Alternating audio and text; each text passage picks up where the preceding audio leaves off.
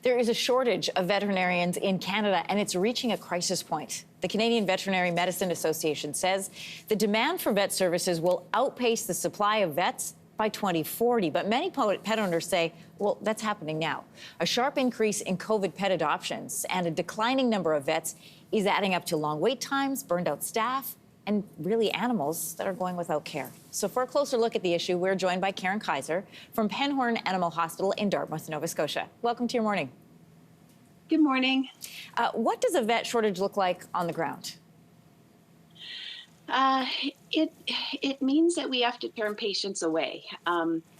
If I have a patient who's been hit by a car and another animal who is in congestive heart failure, we're not able to see patients who have an ear infection or who have just cut their foot. But it doesn't mean that those animals aren't in pain or that they don't also require care. And so that is what is very, very difficult, is having to turn patients away. And then it also equates to very long days for us.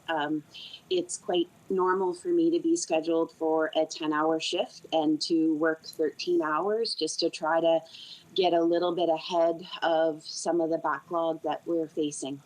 It must be extremely difficult to have to turn away patients.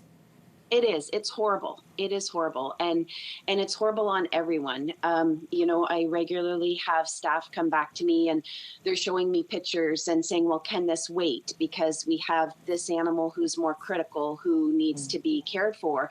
And I'm looking at these pictures and saying, well, yes, that animal is not in as bad of condition as the individual I'm currently looking after. So they're going to have to wait, but I don't want them to wait. You don't want to turn patients away that need something. Penhorn Animal Hospital is for urgent care. Can you explain for everyone how your model is a little different than others? Yeah, so traditionally in veterinary medicine, we've had family veterinary practices who focus on preventative care and emergencies. And then we also have a wonderful emergency clinic who has been there to sort of help out when our family veterinary practices are full or after hours.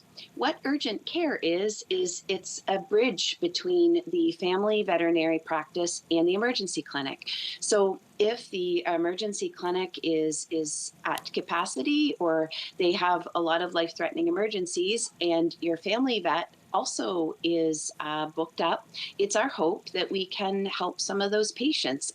Urgent care is any illness or injury that is not necessarily life-threatening, but that you don't want care or treatment to be delayed by very long. Contributing to this crisis that we've described, of course, is more vets retiring, more people having animals or having pets. What is the solution here? Are there too few veterinary schools in Canada? Are the spots too limited? What's the fix? That's a very good question. I do think that there needs to be an ability to graduate more veterinarians.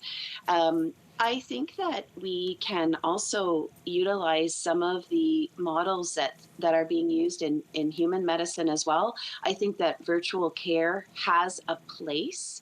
I also think that some of our veterinary technicians could even work in an equivalent of a nurse practitioner if that training was ever available.